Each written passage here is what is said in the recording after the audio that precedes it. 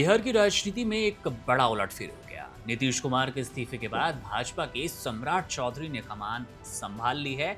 बिहार के नए सम्राट बन गए। इस नई सरकार में जेडीयू कोटे से दो अनुभवी नेता, जिनका नाम विजेंद्र प्रसाद यादव और विजय कुमार चौधरी, दोनों को उप मुख्यमंत्री बनाया गया। डेप्यूटी सीएम का पद जेडीयू के खाते में गया। सत्ता के इस बदले समीकरण में नीतीश कुमार ने अब केंद्र की राजनीति का रुख करने का फैसला लिया और अपनी विरासत अपने सबसे भरोसेमंद साथियों को सौंपकर दिल्ली पहुंच गए। ये बदलाव इसलिए भी अहम है क्योंकि अब तक नीतीश कुमार मुख्यमंत्री हुआ करते थे, लेकिन अब भाजपा नेतृत्व में जेडीयू सहयोगी की भूमिका में नजर आएगा।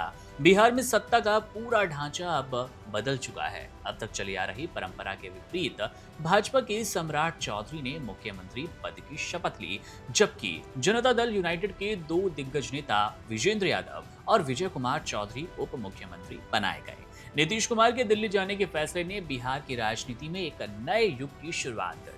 जेडीयू के ये दोनों नेता न केवल नीतीश कुमार के करीबी हैं, बल्कि वे पार्टी के भीतर स्थिरता और अनुभव का प्रतीक माने जाते हैं। इस नए मॉडल के जरिए सरकार का संतुलन बनाए रखने की कोशिश की गई है। नीतीश कुमार का प्लान तो फिलहाल ऐसा ही है। विजेंद्र प्रसाद यादव बिहार की राजनीति का वो स्तंभ है जो कि 1990 से लगातार विधानसभा में सक्रिय भूमिका निभा रहे हैं। कोसी क्षेत्र के सुपौल से अपनी पहचान बनाने वाले विजेंद्र यादव ने जनता दल के समय से ही अपनी मजबूत पकड़ बनाई।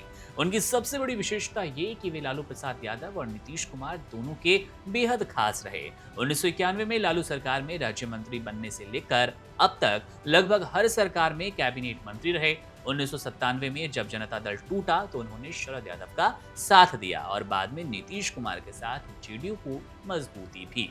ऊर्जा और वित्त जैसे अहम विभागों को संभालते हुए उन्होंने अपनी प्रशासनिक क्षमता का लोहा हर बार मनवाया। उनकी ईमानदार छवि, जमीनी पकड़ ही वो वजह है कि नीतीश कुमार ने उन्हें इस बड़े पद के लिए सबसे काबिल चुना और अब बिहार के वो डेप्यूटी सीएम बन चुके हैं। दूसरी तरफ है उप मुख्यमंत्री विजय कुमार चौधरी की कहानी, बेहद दिलचस्प कहानी।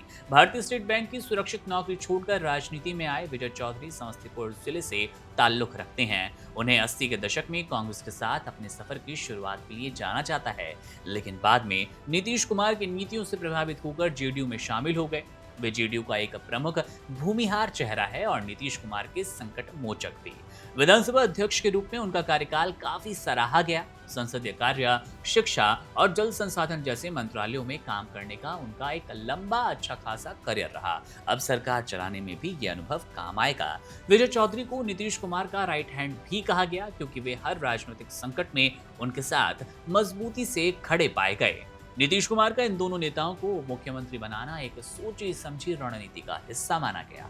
जब नीतीश कुमार ने राष्ट्रीय राजनीति में सक्रिय होने का मन बनाया तो उन्हें बिहार में ऐसे चेहरे चाहिए थे जो कि प्रशासन और संगठन दोनों को संभाल लें। विजेंद्र यादव के पास कोसी और सीमांचल का जनाधार है, जबकि विजय चौधरी की बात करें तो वो नीतिगत मामले और सदन चलाने की गहरी समझ रखते नजर आते हैं। ये नई जोड़ी भाजपा के साथ तालमेल बिठाने, जेडीयू के कैडर को एकजुट रखने की बड़ी जिम्मेदारी निभाएगी।